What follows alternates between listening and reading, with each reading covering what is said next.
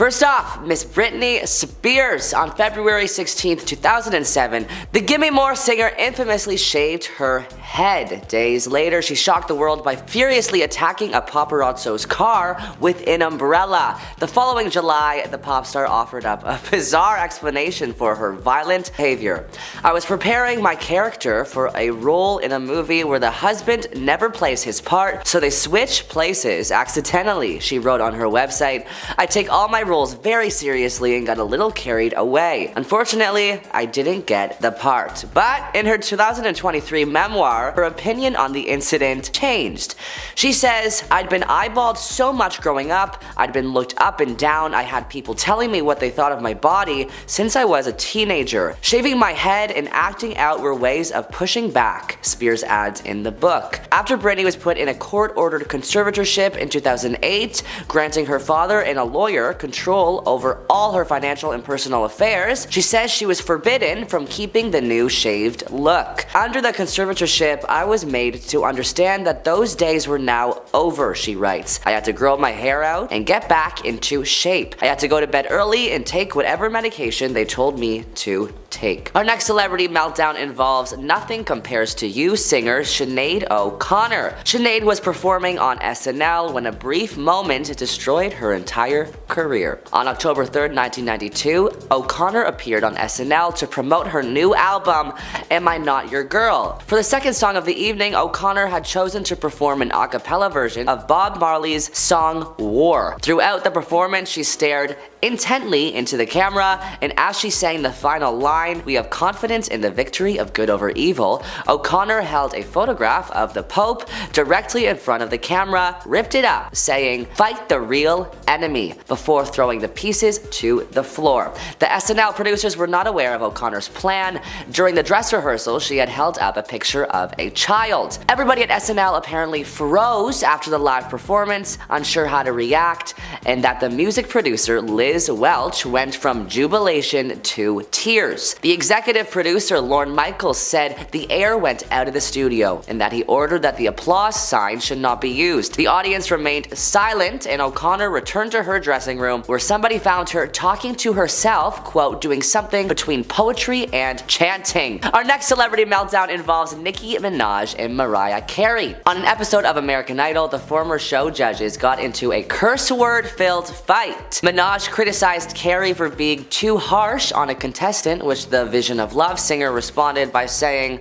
"I'm sorry, it's just that that's what I do, Nicki." The Anaconda rapper immediately fired back. "Oh, you're right. I'm sorry I can't help her," she said, tossing her seat behind her. "Maybe I should just get off the effing panel. Let me get off the panel." After leaving the room, Nicki was overheard shouting, "Shut the F up! Finish the show, I'm done." But that's not the only on-air meltdown Nicki Minaj has had. When accepting her VMA award for Best Music Video, Nicki made a dig at fellow performer Miley Cyrus. While thanking her pastor and other fans, Nicki said, "Back to this B-word who had a lot to say about me the other day in the press. Miley, what's good?" Speaking of on-air meltdowns, Hugh Grant had some rude things to say to Ellen while on her talk show. After she complimented her guest, calling him fantastic, smart, and all those things, Grant responded back by saying, "I wish I thought that about you." He also had some rude things to say about Julia Roberts while on the Oprah show. "Very big mouthed. Literally, physically, she has a very big mouth. When I was kissing her, I was aware of a faint echo." Again, they would try to get Grant back on track during the interview, mentioning that Julia Roberts was a really good person, in which Grant responded by saying, "I wouldn't go that far." Hugh Grant would go on to admit that this current relationship with Roberts is not on the best of terms because of past comments. "I've probably made too many jokes about the size of her mouth. She might hate me by now." Michael Jackson seemed to have a meltdown after his infamous baby dangling incident. If you don't know what I'm talking about, here is the story. In 2002, Michael Jackson visited Berlin to accept an award for his philanthropic work on behalf of children, a Lifetime Bambi Entertainment Award. During his stay, the pop star dangled his 9-month-old son, nicknamed Blanket because his face was covered with a towel, over the balcony of the hotel he was staying in. It seemed that what the king of pop was trying to do was show his baby to the fans that had gathered outside his hotel, but the public's response was obviously completely opposite from what Jackson had expected. As soon as photos and videos of the incident were released to the public, the media started criticizing Michael's parenting skills and reckless behavior. Ringo Starr, a former member of the Beatles, got in a serious altercation with interviewer Sherry Hewson. During a live event, she said, "He just sat down, said, 'Okay then girls, what are we doing here? Shall we just get Paul McCartney out of the way?'" This was live, by the way. Anyway, he carries on. "Let's get Paul McCartney out the way." "You want me to talk about Paul McCartney?" I said. "Well, no, you're here." And he said, "No, you don't. You want to talk about Paul McCartney." She continued. He was so angry. It was just so weird. I thought, why? Why? It was just a really weird thing. And then he said to the audience, "Can I tell you all, if anyone wants an autograph, cannot have one, because I don't do things like that." At the end of it, one of the producers came up with one of her little children who was only 4 years old and said that she knew he didn't do autographs, but told him that her daughter was only 4 and she really loves the Beatles. He just stared and said, "Really?" And then he said, "Did you not hear what I just said? I don't sign autographs." Yikes. David Letterman, former host of the David Letterman Show, has made some really weird on-screen moments while interviewing celebrities, and some of these stories are really hard to believe. When he was interviewing Madonna, he stopped the interview and asked her, "Why don't you go and kiss the guy in the audience?" Shocked, she said, "Why are you so obsessed with my love life?" He responded by saying, "Go kiss the guy in the audience. It would knock him out." She responded, "I can't. I've never succumbed to peer pressure." Interviewing Jennifer Lopez, he made the cameraman zoom into a close-up of her chest while saying, "That's pretty good. That's pretty darn good." Ew. David Letterman seems quite rude, but perhaps the rudest interview story has to go to Jesse Eisenberg. While promoting his new movie Now You See Me, the actor seemed to have a meltdown while in an interview, being extremely rude to the interviewer. Out of nowhere, Jesse brought up the often maligned comedian Carrot Top. Before long, it became clear that Eisenberg only brought up Carrot Top so he could mock the interviewer, whose name was Puga, her abilities as an interviewer. "Do you know the comedian Carrot Top? Well, you're like the Carrot Top of interviewers." "Yeah, it's a good thing. Don't cry now. Cry after the interview is over, because otherwise I'll look like I'm responsible for it." Yikes. After this back and forth conversation, Eisenberg half-heartedly performed a magic trick. Puga then asked Eisenberg if he could say her name to the camera. In response, Eisenberg asked Puga to explain what his motivation for saying her name was, like he was performing an acting exercise. When Puga asked Eisenberg to say her name like he was trying to find her in a crowded place, he quietly said her name. Puga then remarked that she would never be able to hear him in a club, and his explanation for why he was being quiet seemed very harsh. He said, "The thing is, I actually didn't want to find you. I actually was hoping to stay alone." After the interview was done, the interviewer said she went behind the curtain and cried. Shia LaBeouf, former Disney star known for his troubled past, turned heads when he wore a paper bag saying, "I am not famous anymore," to a red carpet premiere for his new movie. Just hours before the premiere, LaBeouf found himself sat with a panel in front of a room full of journalists as well as his co-stars. When asked about his decision to star in a movie with so many love scenes, he bent low over the microphone and replied, "When the seagulls follow the trawler, it's because they think sardines will be thrown into the sea. Thank you very much." He then got up, pushed the mic away, and stormed out of the conference, leaving the audience and his fellow panelists mystified. What does that even mean? Our final celebrity meltdown involves Miss Ariana Grande. In 2015, Ariana went with friends to a donut shop to grab a sweet treat.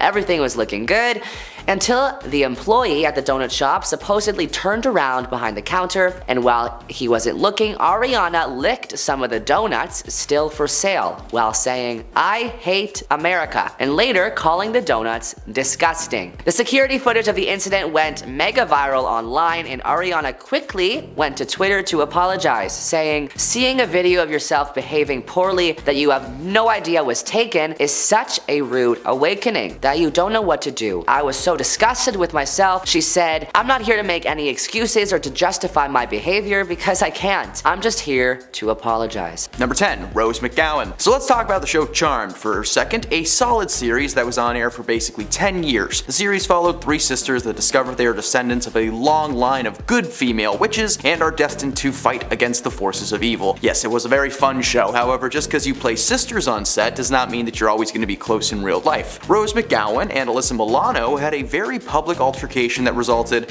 in a little incident on set being shared with the world. Rose claimed that Alyssa threw a fit in front of the crew, yelling, "They don't pay me enough to do this stuff," only she didn't say stuff. She called Alyssa's behavior appalling, claiming she cried every time that the show got renewed for another season because it just meant more time on a toxic set. Alyssa never shared her comments on the situation, confirming what she was being accused of. Number 9. Richard Gere. Richard Gere is one of those actors that doesn't really act. Sometimes people just get hired for films because they have a face for it or the style. For Richard, he did not have enough class and moxie to keep a handle on his role in the film Lords of the Flatbush. He was casted to star line Rocky himself, Sylvester Stallone, and according to Sly, the two didn't get along at all. Their beef was strong and long-lasting throughout the entire production until it finally came to a head one day when Richard was a bit too into one scene and he actually grabbed Sylvester pretty aggressively by the collar. When Sly told him to lay off, he laid in instead. The scene was being filmed on Coney Island, and when the actors took a minute to take a break, they tried to break each other. Sly was eating a hot dog alone in his car, which sounds pretty peaceful, and suddenly Richard stormed in, joined him with half of a chicken dripping in mustard, and despite his warnings about the mustard, seriously, it dripped all over his pants. In true Rocky fashion, he elbowed Richard in the face, threw him out of his car, and the altercation resulted in Richard being fired from the project. Oh no, they had to decide between Richard Gere and Rocky. I wonder how quick that decision was. Number 8. Selma Blair. It's funny that this entry involves Charlie Sheen getting a woman fired when he himself has been fired from so many projects because of, well, several reasons. After being fired from 2.5 Men, Sheen returned to the acting world, headlining his own show called Anger Management. It premiered in 2012 with cast featuring Hellboy alumni Selma Blair playing his colleague and friend with benefits on the show. However, Sheen's terrible behavior continued to haunt him from his 2.5 Men days. Blair was very vocal on her problems with Charlie, especially his messy work ethic. Charlie heard and he was having none of that, so he threatened to quit the show if Blair was going to remain a part of the cast. Sheen got his way and Blair was let go after starring in 54 episodes. The show didn't last long though. Who would have guessed that a messy actor being the lead was a bad idea? It got cancelled in 2014. Next up, 7. Shannen Doherty. Unfortunately for Shannen Doherty, she gained quite the reputation in Hollywood for being fired due to issues with her co-stars. She may or may not be making another appearance on this list. Who knows? Guess you'll have to stick around to find out. For the first entry, we're going to look back to the very popular series teen drama 90210, a series following the lives of the Walsh family as they move from Minneapolis to Beverly Hills. Doherty played the character Brenda Walsh, with her character eventually befriending several students at Beverly Hills High, including Donna Martin, played by Tori Spelling. The series was a hit after its initial season, however, with increased popularity came massive egos. Doherty and Spelling started clashing on set constantly, adding additional drama to the production team that really just didn't need to be there. Considering Tori's father, Aaron Spelling, was the producer on the show, it's pretty simple to piece together what happened. Doherty claimed that she was officially let go for having a haircut that messed up the continuity of the show, but a wig could have fixed that, so better believe Tori Spelling told her papa to boot her from the series. Number 6. Edward Norton. As we all know, Edward Norton didn't last long as the Incredible Hulk in the MCU, only being in one movie in 2008. By the way, I've read some of the comments, and no, Edward Norton was not the first person to play the Hulk on screen. The honor goes to Lou Ferrigno and Bill Bixby from the original series, and don't you dare get me started on Eric Bana, looking like he's farting every time he turns into the Hulk. The 2008 film was a success, but not a massive box office goat. The studio were at odds and they wanted to keep using the Hulk and incorporate him into the Avengers, but Edward Norton was becoming increasingly difficult to work with. When he was contacted to keep playing the character, he demanded more money from the studio. However, he was already on thin ice following his time filming The Incredible Hulk. While not some wild on-set meltdown, Norton did make some pretty odd choices. For instance, as part of his contract, he was allowed to rewrite the script as much as he wanted, but it still needed to be approved. So he wrote new scripts over and over again until we got the 2008 Incredible Hulk movie with some of Ed's ideas baked into the final script.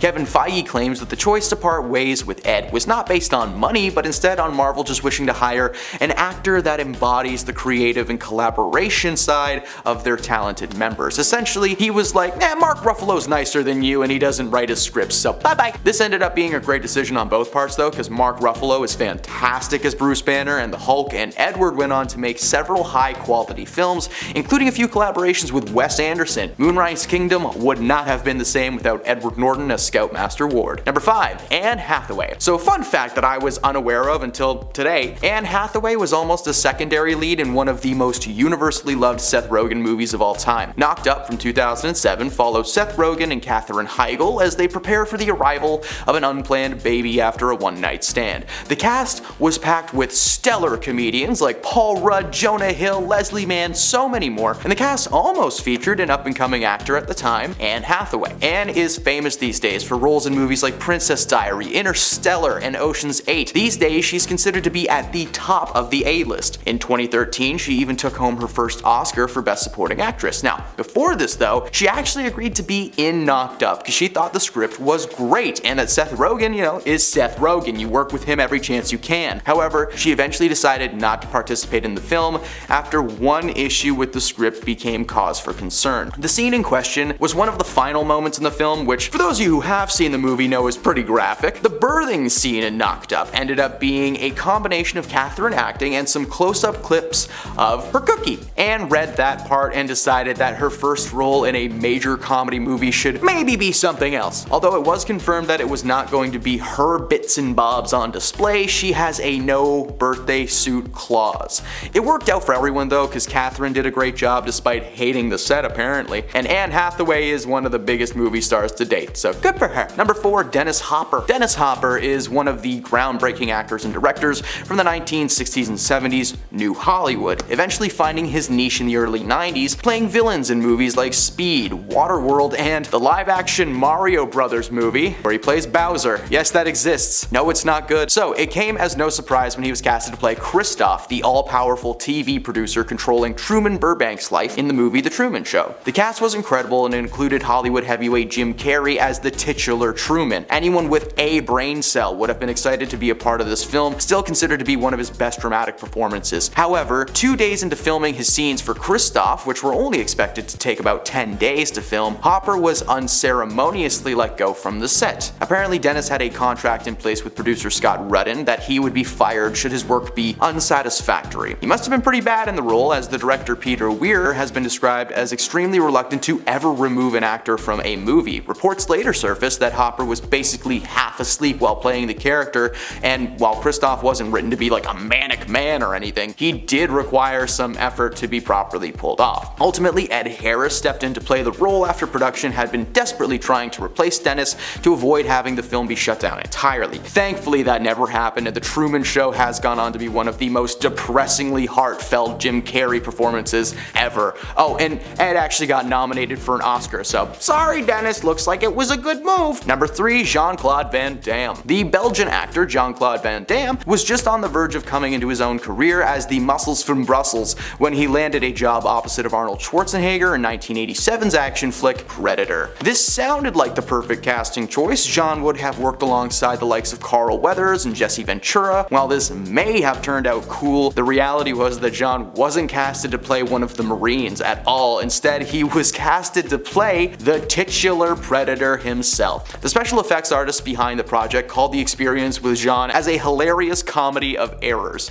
in which no party knew exactly what the other was expecting. Apparently, nobody actually told him that the role was basically just a glorified stuntman. They were prepared to direct him to just hop around like a frog, but Jean was obviously confused and upset with that choice. According to him, he had just gotten off the boat and was under the impression that he was going to be showcasing his martial arts skills to the world, but instead he was reduced to a massive, slow-moving alien with dreadlocks. To the surprise of absolutely nobody, Van Damme was furious and dispirited about spending the entire movie cooped up in a clunky and often ridiculous-looking suit, and he was ultimately fired and replaced with Kevin Peter Hall. The idea that he was just on set being like, I can barely move in this thing, it makes me so happy. Number 2. Janet Hubert. Will Smith got his big break in the acting world thanks to the success of the sitcom Fresh Prince of Bel-Air. It's a show following Will as the titular prince, living with a wealthy family in Bel-Air surrounded by cousins, uncles, and of course Aunt Vivian. In season 1, Aunt Viv was played by a woman named Janet Hubert Witten, but as a lot of people know, she was recasted after an on-set feud with Will Smith went a little bit too far. According to Will, Janet viewed him as as an antagonist in her life. She had been in the business for years, and suddenly Will Smith popped into her life, and she had a tinge of jealousy towards him because he got into town, got a gig. Well, hey, that's what happens when you're good. She was trying to convince the producers to give her character more screen time and allow her to breathe on camera, but they said no because it wasn't the Aunt Viv show. She fought back hard, but it was ultimately decided that she would be asked to sit out the rest of the series and was replaced by Daphne Maxwell Reid, who is Aunt Viv. Number 1, Thomas Gibson. Thomas made a name for himself, starring as one of the leads of the series Criminal Minds. He was on the show for a few years, and in that time he made quite a few problems for those unfortunate enough to be staff members of the series. There were a few issues over the years that would have warranted some action, like screaming at producers and writers for not doing a good job. But the incident that got him kicked off of the show for good involved, well, a kick. In 2016, Thomas was swiftly fired from the series after an incident with a writer named Virgil Williams. An internal investigation revealed that Thomas kicked Virgil one day during production of an episode that Gibson was actually directing. And as I said, this isn't the first incident on set that really should have resulted in some kind of punishment, because 3 years earlier, in 2013, he pleaded no contest to no juice related reckless driving after being arrested under suspicion of DUI,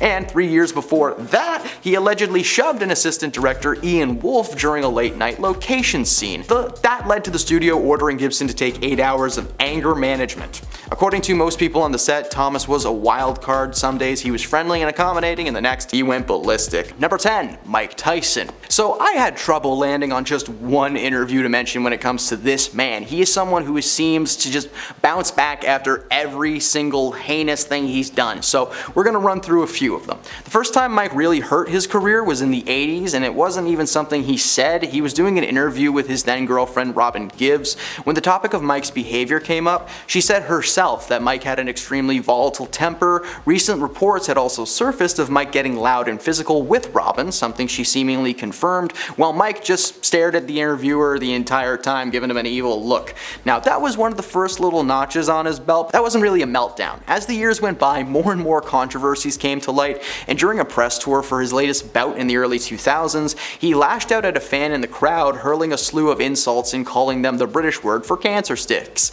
It starts with an F and it rhymes with maggot. The clip became viral overnight and placed his career in jeopardy, but he finally drove that nail into the coffin on CP24's Breakfast Television in 2014. After somehow maintaining enough relevance to get a one-man show, Mike was sitting down with host Nathan Downer to promote when the interview took a hard left and went from "so, what's the show about?" to "so, should you even be allowed on stage, you monster?" That's not what he actually said, but apparently that's what Mike Tyson heard, because he stopped answering questions and would instead hurl sarcastic insults. The F word is once again his favorite, and just throws it at him. I don't know if you've noticed, but Mike hasn't been on the news much since then, and probably for a good reason. Number 9, Paula Abdul. Q13 Fox News. In 2012, famous judge and British bad boy Simon Cowell decided to fire his fellow X Factor judge after she went on Fox News and made herself sound like a little bit of a fool. During an interview with Q13, things started out a little rocky thanks to some audio issues causing Paula to hear a station in Texas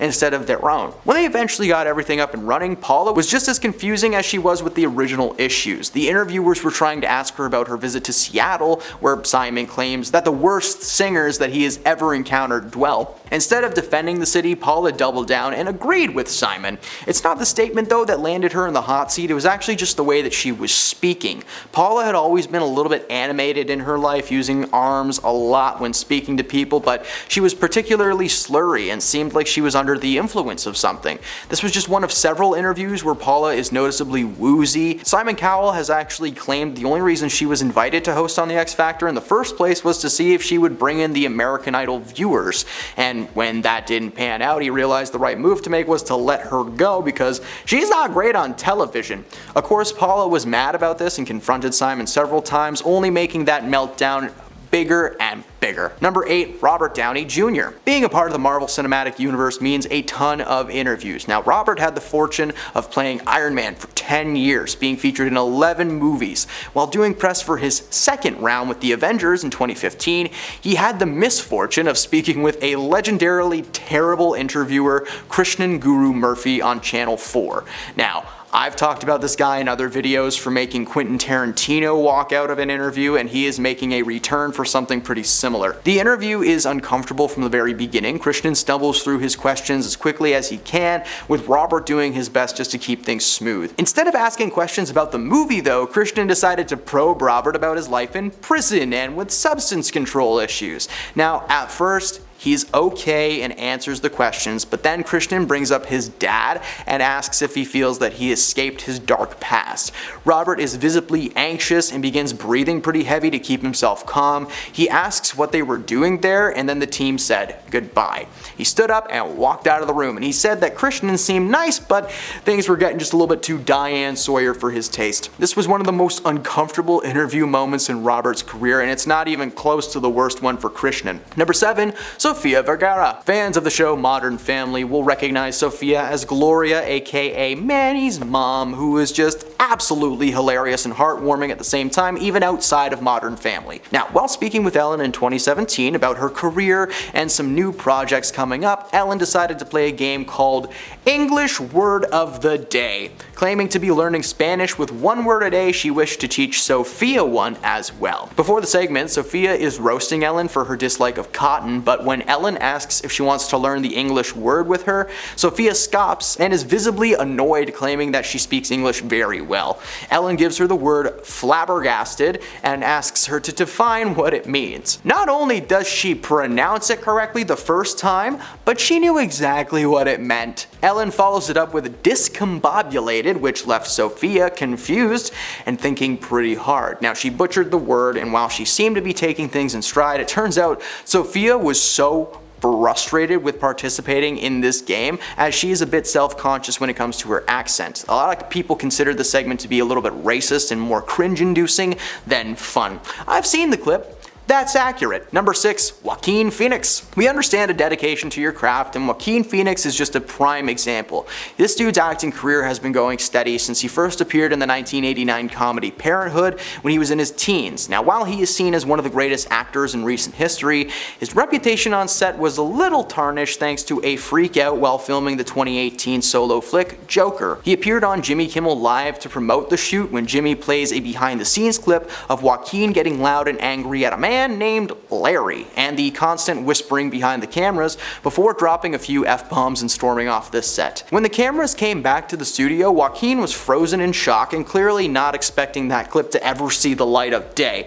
He is not having a good time. He explained that Larry was a cinematographer who teased Joaquin off set earlier in the day, calling him a diva and referring to him as Cher. In fact, if you're watching the clip and during the outbursts, you can actually hear him say, "You want to call me Cher? How is that an insult?" He then explained that there is a lot of pressure on set, especially in a closed space, like the apartment from the scene that they were filming. He apologized to the audience for having to see him behave like that, which, was met with applause. Because at the end of the day, he's a performer and no harm came from the outburst or the meltdown, and honestly, if Larry's cool with it, so are we. Number 5, Nicolas Cage. The most unhinged man in Hollywood history. One of the few people who somehow managed to star in billions of movies, but has barely seen or kept a cent of that money. During a press junket in 1990, Nick went on a talk show called Wogan to discuss his latest project, Wild at Heart. When the host Terry Wogan announced Nick Cage, he entered with karate kicks, a front flip, somersault. He threw wads of cash at the audience because, hey, he's Nick Cage, why not?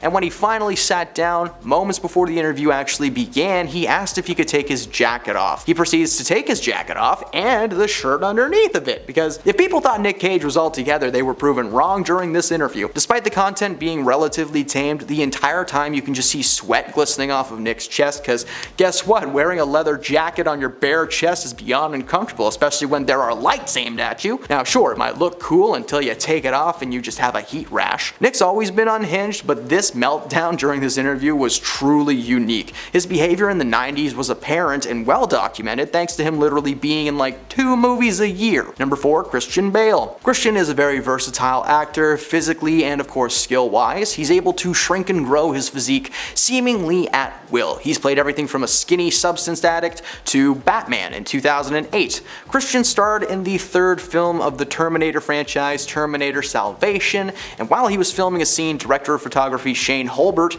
apparently just moved into Christian's Christian's eyesight, and this caused Christian to snap out of character and into defense mode. The now infamous audio clip of Christian screaming at Shane to make matters worse, anyone trying to calm Christian down were met with an equally swift verbal lashing. While the cinematographer was just checking a light to make sure that it was in the right place, like doing his job, Bale made it his mission to share his intense feelings with the entire crew. When the audio leaked, Bale apologized for his actions and told the world to praise the crew for their work. Now, while the movie turned out okay visually speaking, the project as a whole is remembered as a terrible Terminator movie, and he gets pretty uncomfortable when he talks about it on stage. Number 3, Paris Hilton. Paris is the originator of the phrase famous for being famous, because this woman made headlines many times over the years for a little bit of everything. In 2011, Paris appeared on ABC to discuss her career, her personal life, and the recent situations she had been dealing with involving stalkers. During the interview, she revealed a few things about her life that had previously been speculated, like the fact that she used a higher-pitched baby voice on the show Simple Life, but had a much deeper and serious tone in real life. But the conversation eventually ventures into uncharted waters. The interviewer asked Paris if she felt that her former friend and protege, Kim Kardashian,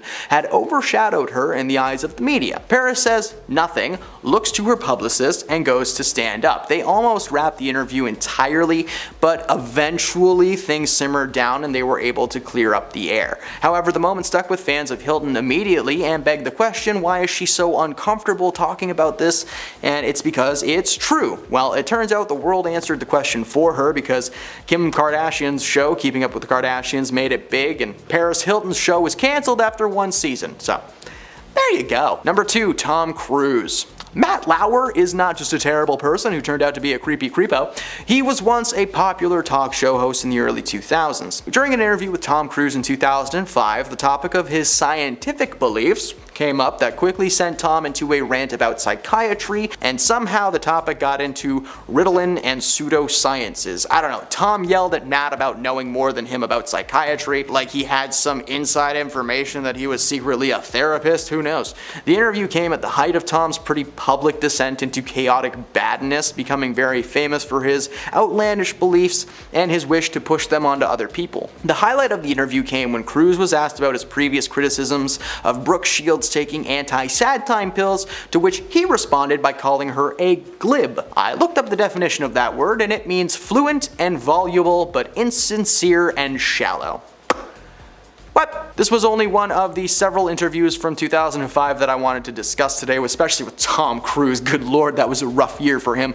When he was with Katie Holmes, he was a nutcase. Just ask Oprah. I mean, ever since the mid-2000s, his career has mainly been Mission Impossible, with only a few small roles to fill the gaps here and there, not the Hollywood superstar that he was aiming to be. And at number 1, my favorite entry, Bobcat Goldthwait. Allow me to start the entry by doing an impression of Bobcat. Thank you.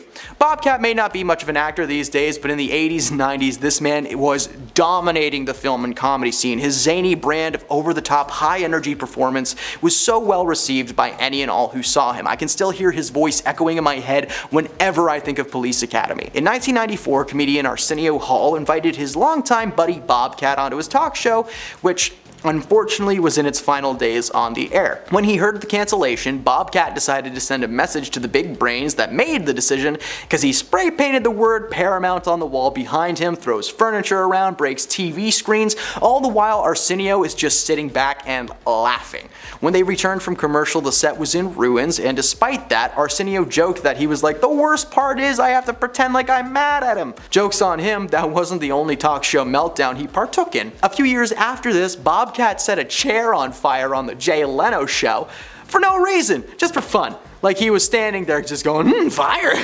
He was fined over $3,000 and made to replace the chair. Oh, and in case you haven't noticed, he hasn't been asked to be on any talk shows recently. Number 10, Joaquin Phoenix. We understand a dedication to one's craft, and Joaquin Phoenix is a prime example. Joaquin's acting career has been going steady since he first appeared in the 1989 comedy Parenthood when he was in his mid-teens. While he's seen as one of the greatest actors in recent history, his reputation on set was tarnished thanks to a little freak out while filming the 2018 solo flick Joker. He appeared on Jimmy Kimmel Live to promote the shoot when Jimmy played a behind-the-scenes clip of Joaquin getting loud and angry at a man named Larry and the constant whispering behind the cameras before dropping a few F-bombs and storming off the set. When the cameras came back to the studio, Joaquin was frozen in shock, clearly not expecting that clip to have ever seen the light of day. He explained that Larry was a cinematographer who had been teasing Joaquin off set earlier in the day, calling him a diva and referring to him as Cher. In fact, during his on-set outburst, you can hear him say,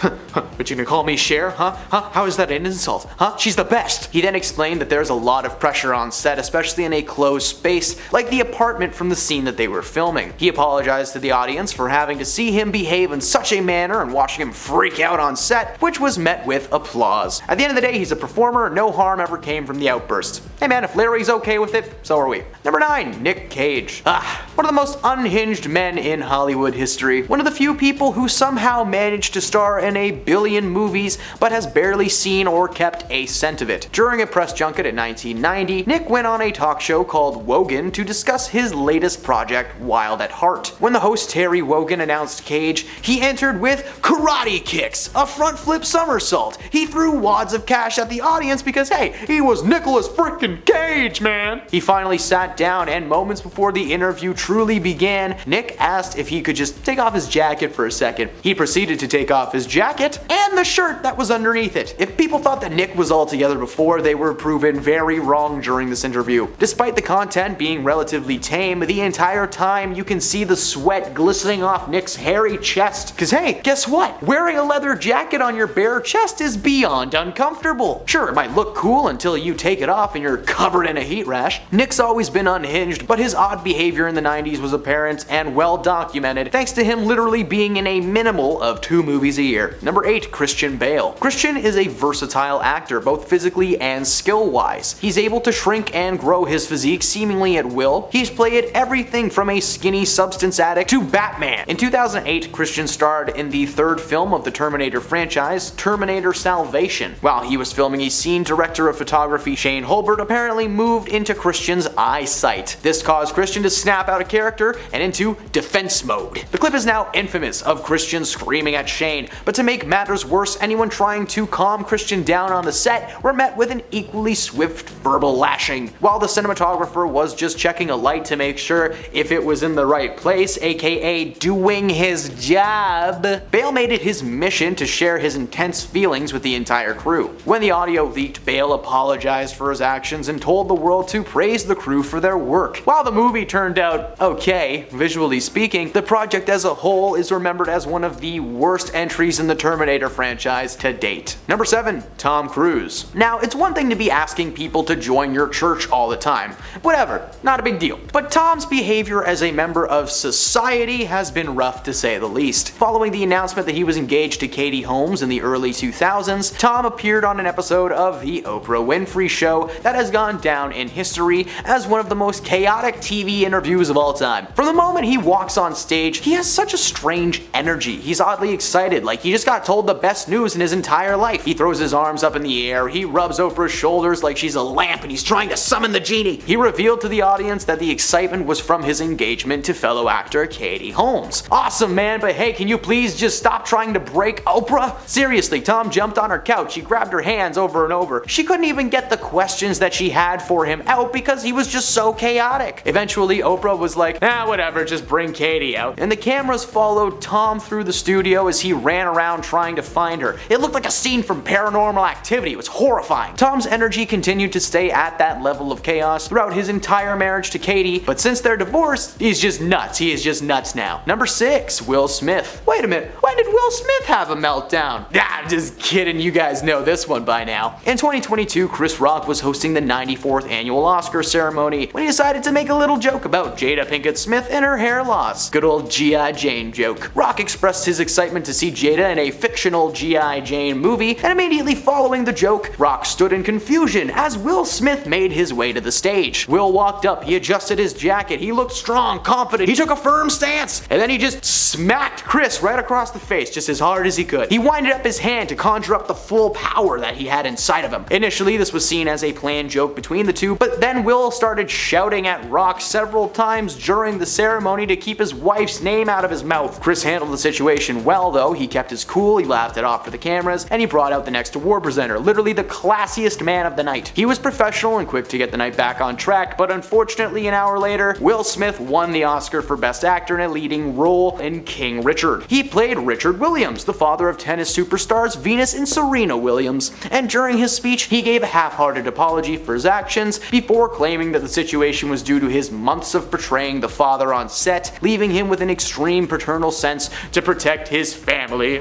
Unfortunately for Will, the slap was enough to get him banned from the Oscars indefinitely, and not just that, but he's been banned from Hollywood entirely, as he is now being seen as an aggressive man with no impulse control. He was fired from any upcoming projects and currently sits at home all day polishing his one and only Oscar while a single tear rolls down his face. Poor old Will Smith. Number 5. Joan Rivers. While speaking with CNN host Frederica Whitfield about her role as a fashion critique on the reality series Fashion Police, Joan did not appreciate the questions that she was being asked. While calm at first, the host claimed that Joan's comments on the show may be considered mean or cold-hearted, but the fans wanted to hear what she had to say. But before being able to even finish that sentence, Joan decided to clap back with, "It's not mean, excuse me," claiming that she says the truth. She's just saying whatever the people on the couch at home are probably thinking. She calls people and their styles ugly on TV. She may be cold, but her words are meant to heal and not to berate. Okay, so everyone who called me ugly in high school was just trying to encourage me? I don't think so. The interviewer then went on to ask Joan how she felt her words were coming across to the audience of both her show and the readers of her book, which apparently featured some pretty dark content about people that Joan just had no business discussing. Joan said, "If you can make something funny in life, do it. Hey, I've got pages and pages of jokes about the events in New York in 2001, but I'm not allowed to say them because they'd make people uncomfortable." Not a good defense, Joni. The final straw came when Joan was asked about the fur coat that she was wearing on the cover of her book and the backlash that she may face from animal rights activists. Well, Joan became furious and decided to leave the interview, but not before calling out Frederica for asking negative questions, for wearing leather shoes, and she reminded her that she made people laugh for over 50 years, okay? Quit asking me why I did this and why are you wearing that. I'm done. She walked off set and was never invited to return again. Number 4. Bobcat Goldthwait. Allow me to start this entry with an impression of Bobcat Goldthwait smelling something that he enjoys.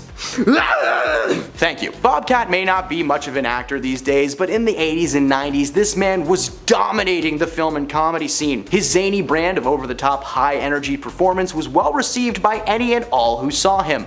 Heck, I can still hear his voice echoing in my head whenever I think about Police Academy. In 1994, comedian Arsenio Hall invited his longtime friend Bobcat onto his talk show, which unfortunately was in its final days on air. When he heard of the cancellation, Bobcat decided to send a message to the big brains that made that dumb decision. He spray painted the words Paramount on the wall behind him, he threw furniture around, he breaks TV screens, all while Arsenio just sits back and laughs. When they returned from commercial break, the set was in ruins. Despite that though, Arsenio joked, saying, "The worst part of all this is that I gotta pretend like I'm mad at him." Joke's on him, that wasn't the only talk show meltdown that he's partaken in. A few years after this, Bobcat set a chair on fire on the Jay Leno show, for no reason other than just for fun, I guess. Like he was standing there going, "Fire!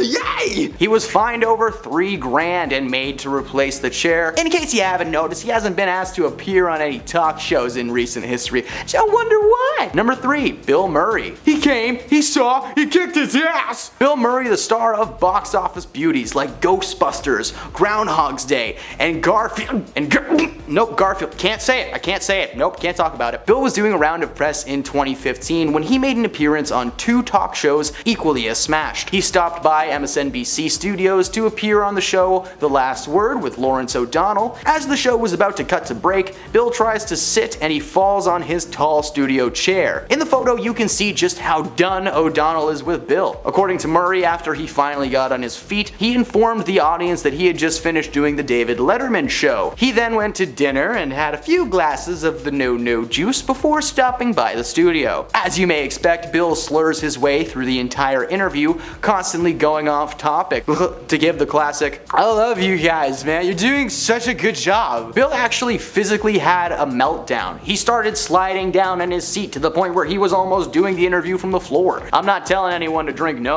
juice by any means, but I think we can all agree that inebriated Bill Murray is quite quite the hoot. Number 2, Anna Nicole Smith. Anna wasn't just your average Playboy bunny turned Hollywood sweetheart. No. She was also a spokesperson for a line of dietary products after losing a significant amount of weight herself. At the 2004 American Music Awards, Anna took to the stage to introduce rap star Kanye West, but stumbled and fumbled her way through the entire thing, sparking widespread concern about her health. Her speech has lived on in infamy. She mumbles, fumbles, and tries to sell herself to the audience over and over again. Her former partner, Larry Burkhart, revealed the sad truth of the situation 10 years after her passing. He said that Anna had been taking medication at the time to help recover from her enhancement surgeries. She had chronic pain in every part of her body and unfortunately did not follow the recommended dosage her doctor prescribed. The night before the show, Anna had apparently suffered a small seizure and took copious amounts of medication to help ease the pain and keep her awake for the award show. The result was Anna appearing to be under the influence of something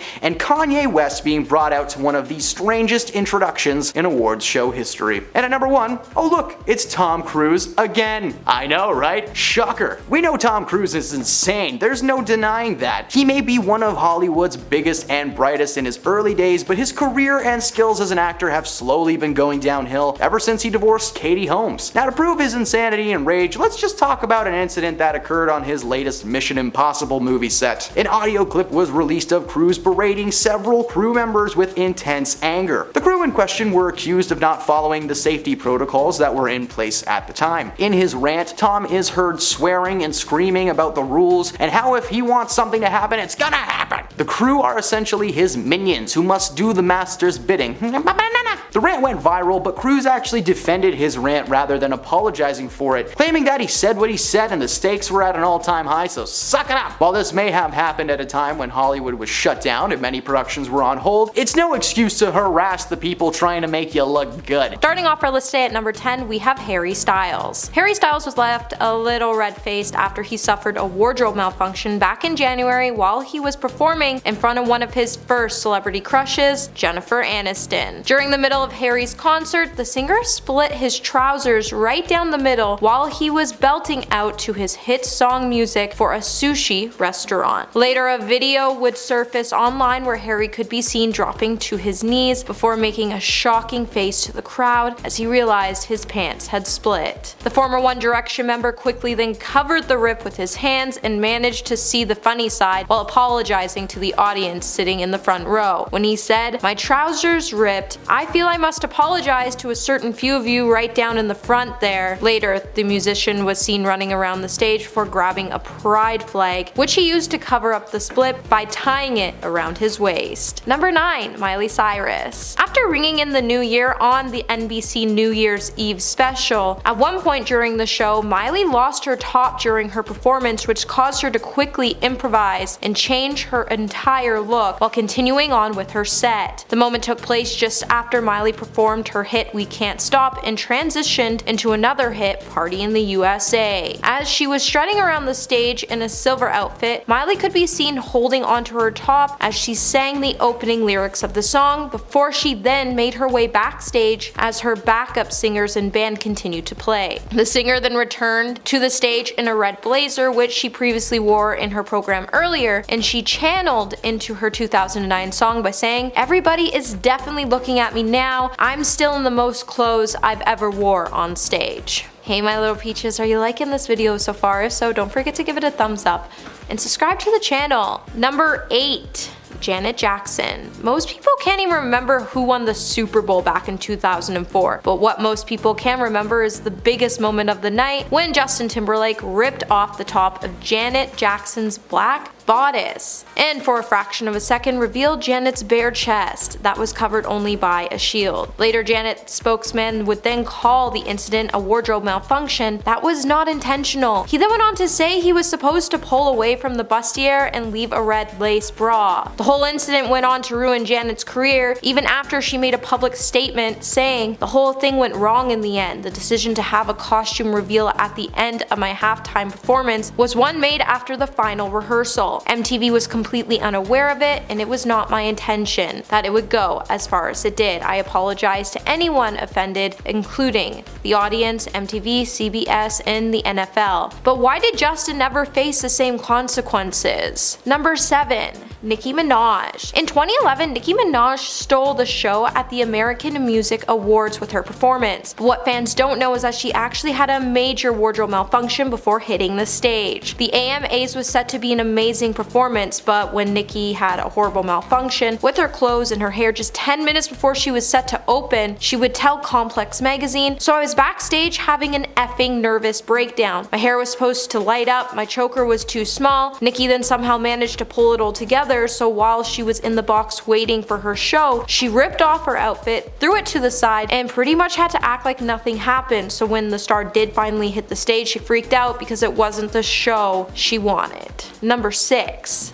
Lindsay Lohan. Back in 2008, the Daily Mail would state that Lindsay Lohan would win the most embarrassing wardrobe malfunction as she led the young Hollywood charge on the red carpet. The star would then soon be left feeling embarrassed after she was caught off guard by a gust of wind. There wasn't a lot with the dress to begin with, so the gust of wind just whipped up her flimsy skirt. The poor girl was then left beaming away uncomfortably when her flesh-colored girdle made an unexpected public debut. The star tried not to let the moment get to the best of her, and she continued to smile for the cameras. While the moment could have been the perfect Marilyn Monroe moment, it just wasn't a good moment for Lindsay. Luckily for Lindsay, her friend was right by her side to help her fight the gust of air, but the help could have came a little sooner. Number 5. Katherine Heigl. So back in 2010, when Katherine Heigl was accepting the Showist Award for Female Star of the Year in Las Vegas, one of the straps of her dress would break, and it shocked the actress, and then she continued to try to make her acceptance speech. Access Hollywood host Billy Bush then immediately ran to her rescue and helped the star by holding her strap in place. Just after, Billy would take to Twitter to say that while he was hosting the awards in Las Vegas, Katherine's dress broke and he had to hold her top on while she was accepting the award. By the end of the night, it all seemed well as Katherine was able to regain her composure and finish her speech. Later, she went backstage and found pins so she could secure the strap so she could continue taking photos, and then she went on to praise Billy for all of his help. Number 4. Britney Spears. When Britney Spears kicked off her Piece of Me tour with a bang, she probably didn't intend it to come with a wardrobe malfunction while performing her song Do Something. A video captured by a fan and posted to YouTube would reveal that Britney was struggling to adjust her sparkly black bra behind a set wall mid-song. When she re-emerged from the behind makeshift prop, her chest was slightly exposed. Whether the pop princess failed to notice it or merely just chose to keep things moving on, she did finish out the rest of her number without fixing her top, and it definitely hasn't been her first wardrobe malfunction, as back in 2016 she also handled things like a pro when her bra popped open on stage during her Piece of Me show in Las Vegas, as the star could be seen quickly covering her chest with her hands until her backup dancers were able to refasten her top back up. Number 3. Cardi B. So in 2019, when Cardi made her second return to the stage following plastic surgery complications, the rapstress certainly made an impact at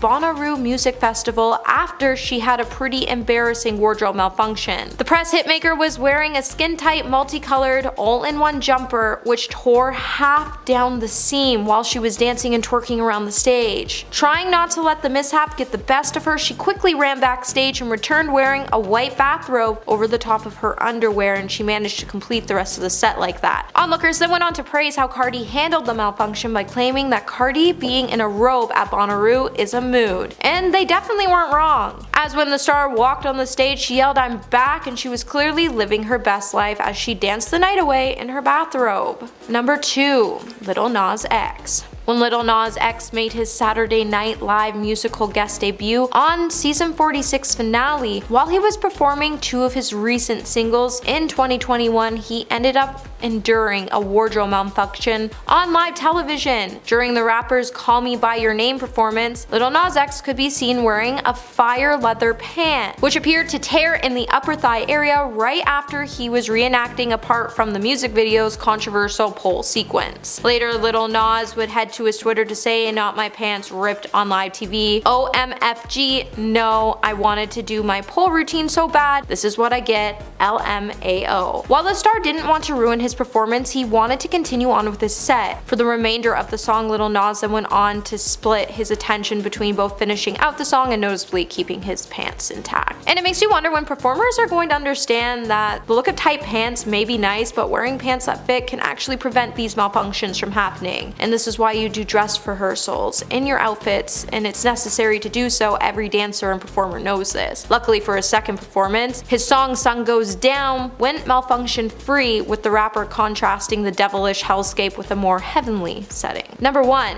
Khloe Kardashian. Over the last decade, Khloe Kardashian has had a handful of wardrobe malfunctions that she has had to handle like a boss. One of her most memorable clothing issues was when she suffered a noticeable chest slip on camera during a June 2011 appearance on Fox and Friends. While she was speaking with the show's host, Khloe accidentally exposed her chest for a few minutes into the interview while she was wearing a black sheer top. However, she didn't let the brief moment bring her down. Later in a post on Twitter, Khloe would state that she had a little slip up and she loved it, before tweeting that her mom even called her saying the incident was all over the internet and she didn't think this type of thing was so special. Khloe has also been pretty vocal about dreading clothing slip-ups, when she would admit that she was feeling frantic when she experienced a unique shirt malfunction backstage of the Ellen DeGeneres show. She would tell People magazine at the time that because she had a malfunction with her shirt, she had to scrunch over because she didn't have a shirt under her blazer. In at number 10, Robert Downey Jr. At this point, it's pretty common knowledge that RDJ had a history of drug addiction, but what most people don't realize is that his issues all began at 6 years old. His father was a filmmaker and drug addict who gave his young son a joint to smoke at the age of 6. Downey claims that he was surrounded by drugs as a young child and often used drugs as a way to bond with his troubled father. He believed that when they did drugs together was his father's way of expressing love for him in the only way that he knew how. He nearly ended his acting career though after being arrested several times for possession of cocaine, heroin, and marijuana use, before spending a year in prison in 1999, which meant the cancellation of several acting jobs. Director Jodie Foster even caught him doing coke on the set of her movie called Home for the Holidays. She begged for him to get help, but Downey would continue to spiral out of control. After struggling even more with drug abuse between 2001 and 2003, Downey finally was able to kick the habit through a combination of the 12-step recovery program, meditation, yoga, and martial arts training. In at number 9, Vanilla Ice. Way back in 1999, before Jon Stewart was the host of The Daily Show, he was hosting a program on the set of MTV called MTV's Lame 25. On the show, the host would typically make fun of different music videos that had already aired on MTV, and then they would destroy the tape. I don't know why, it was just their thing to do. On one episode in particular, rapper Vanilla Ice came in at number 9 with his song Ice Ice Baby. The rapper was in the studio at the time of the criticisms, and he was planned to take to the set with a baseball bat and break the tape of his own song as per MTV's request. However, things didn't exactly go as planned. The jokes and comments must have really started to bug Vanilla Ice, because he didn't just break the tape. Vanilla Ice took that baseball bat to the entire set, smashing everything and scaring everyone in the process. Luckily, he was able to bounce back from this meltdown by reinventing himself as a DIY superstar on different home improvement networks. How ironic would it be though for MTV to call Vanilla Ice and have him build them a new set?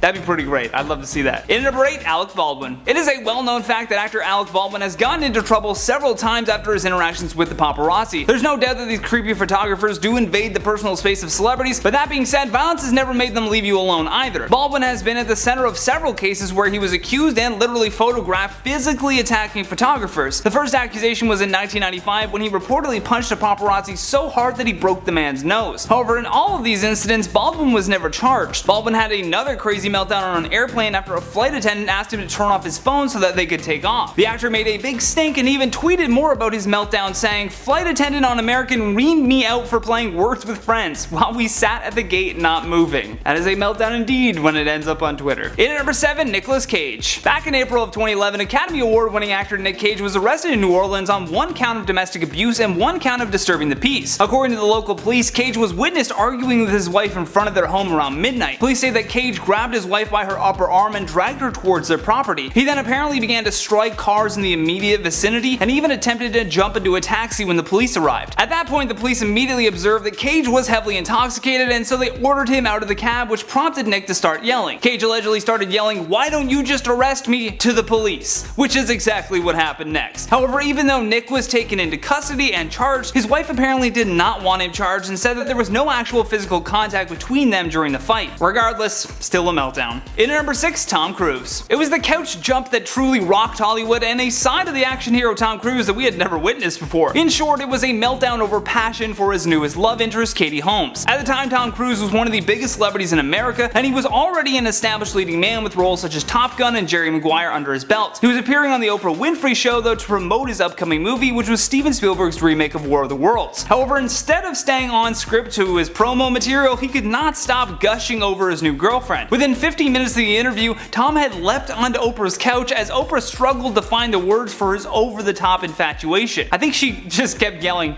"He's gone.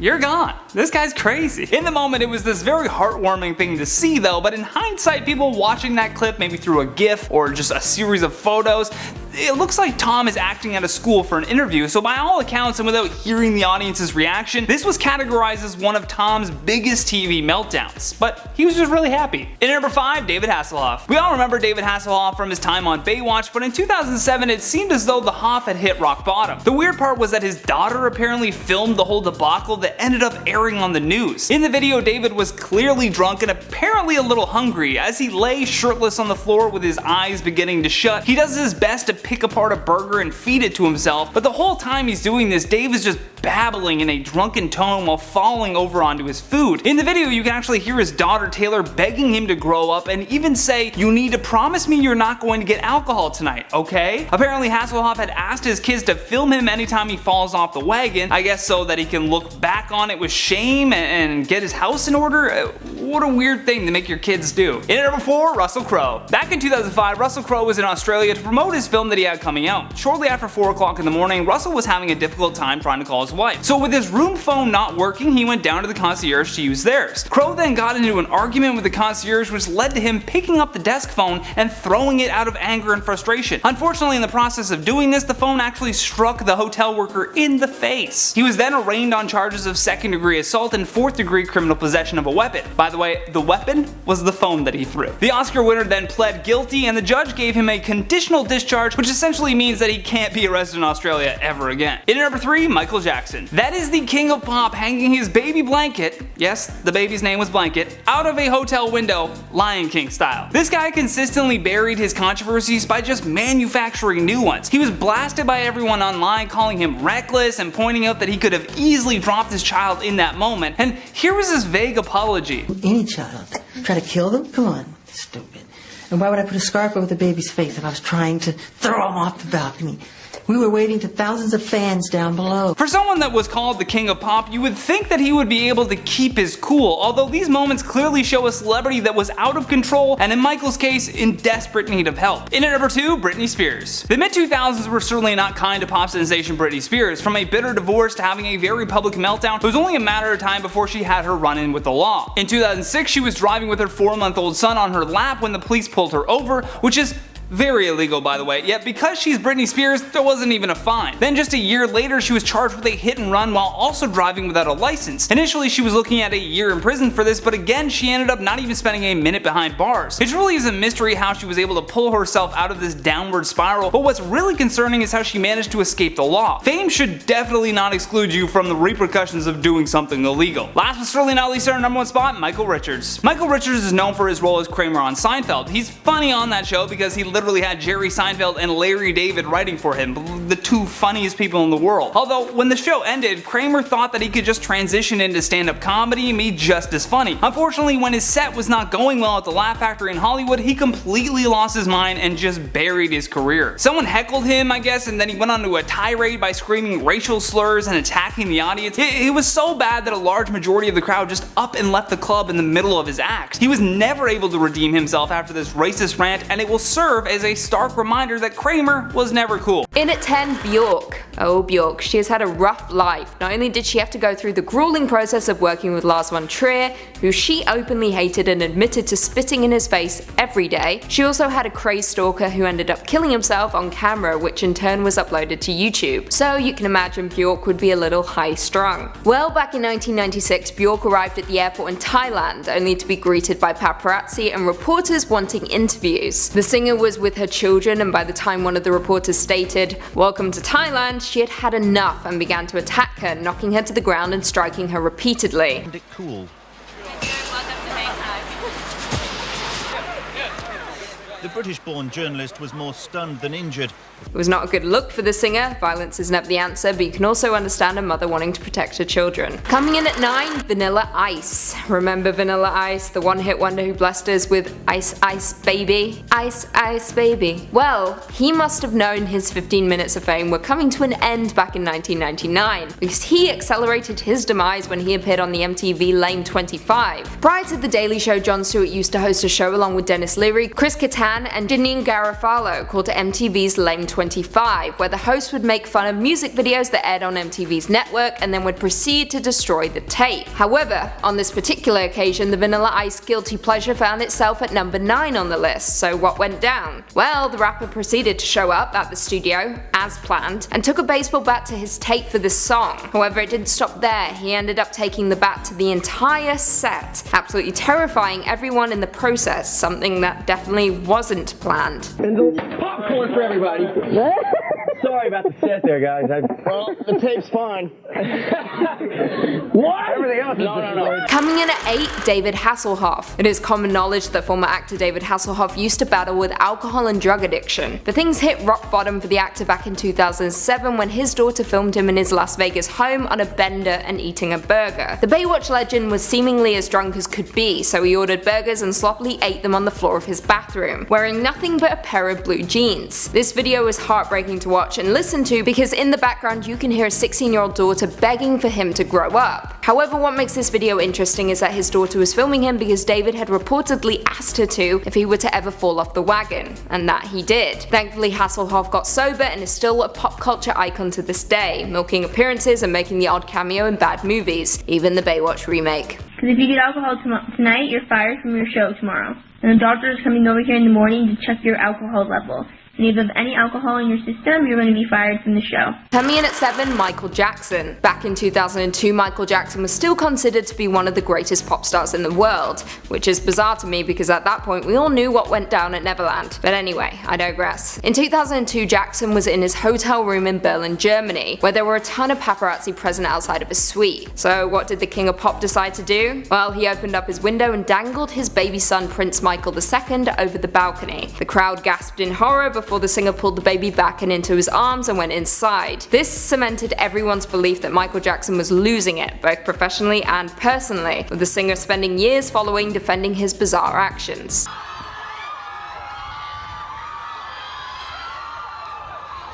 Coming in at 6, Robert Downey Jr. Robert Downey Jr.'s comeback to Hollywood was major news when he was cast as Iron Man in Marvel's first film in the MCU. It was huge for the actor who had openly struggled with addiction for years, even spending some time in jail, and even being fired from his sitcom Ally McBeal after being arrested for trespassing into a neighbor's property. He has an entire list of criminal things he has done in his past, so you can imagine he wouldn't be keen on talking about them, especially when he's promoting a huge blockbuster movie that is essentially salvaging his career. Well, the folks over at Channel 4 clearly didn't get that memo, with them probing the actor, asking him about his bad boy days and even about his relationship with his father before the actor finally reaches his breaking point. And I just wondered whether, you think you're free of all of that, or whether that's still something. I'm sorry, I really don't. What are we doing? Well, I'm just asking questions. Walking out, stating, "Sorry, it was just getting a little Diane Sawyer-y." Shots fired. Coming in at 5, Charlie Sheen. Back in 2011, Charlie Sheen gave a somewhat questionable interview on The Today Show about his firing from the CBS sitcom 2.5 Men. He discussed his recovery from addiction, but appeared completely erratic and unhinged while doing so. Abusing alcohol. It's their show. Epic behavior. After reading about that, then they observed the guy hitting every mark, nailing every line, every joke. Not only did he make the word winning iconic and somewhat of a meme, but he also coined the phrase tiger blood, which is apparently what's running through his veins. Of course, as we know, Sheen was fired from the show for bad-mouthing the creator Chuck Lorre, which he discussed in this very strange interview, making the bold claim that his passion is often perceived as anger. Dude, there was nothing passionate about your remarks. Get a grip. Coming in at 4, Kanye West. What could he have possibly done? Well, I think you know. And if not, well, you're in for a treat. Back in 2009 at the Video Music Awards, folks were happily in their seats watching on as Taylor Swift was announced as the winner for Best Female Video for her work on You Belong to Me. She was happy, others were happy, however, not everyone, and certainly not Kanye West, who had to express openly on the stage how unhappy he was. Kanye took to the stage, grabbed the award and the mic from Taylor's hand, stating, "Taylor, I'm really happy for you. I'll let you finish, but Beyonce has one of the best videos of all time. One of the best videos of all time." The room went silent, everyone was cringing in discomfort, and of course, the camera cuts to Beyonce, perhaps cringing more than anyone. Kanye then left the stage, forcing Taylor to have to deal with the cleanup. Thankfully, Kanye was booted out of the award show for his antics, which resulted in the "Is Kanye okay?" trend that circulated around the internet for a while. Meanwhile, Taylor was crying backstage. But hey, at least she won. Coming in at 3, Shia LaBeouf. Everyone loves Jerry's Deli, is one of the greatest places to grab a sandwich in downtown LA. However, back in 2017, it seems Shia LaBeouf went there for an entirely different reason. He was having a few drinks, until those drinks became a few too many, and when Shia asked the bartender for some french fries, he refused. The actor proceeded to call the server the N-word, but it didn't end there. These racist tirades happened once again, but this time when he was pulled over in Georgia, with Shia proceeding to tell the officer, "You're going to hell. Straight to hell, bro." Both incidents negatively impacted Shia's career, with it becoming public knowledge that some casting directors are too scared to hire him because they don't know what they're going to get. Coming in at 2, Christian Bale. Remember the film Terminator Salvation? Yeah, me either. But apparently it was a thing that happened and we all seemingly missed it. For the best, probably. Well, anyway, back in February 2009, while on the set of this god-awful movie, Christian Bale had a little hissy fit. During one particular scene, a director of photography entered Bale's field of view while he was filming. So, what did he do? He shut it down, stating, "What the F are you walking right through? What the F is it with you? What don't you effing understand? You got any effing idea about, hey, it's effing distracting having somebody walking up behind Bryce in the middle of the effing scene? Give me an effing answer. Why don't you get it?" Yeah, that happened. What don't you get about it?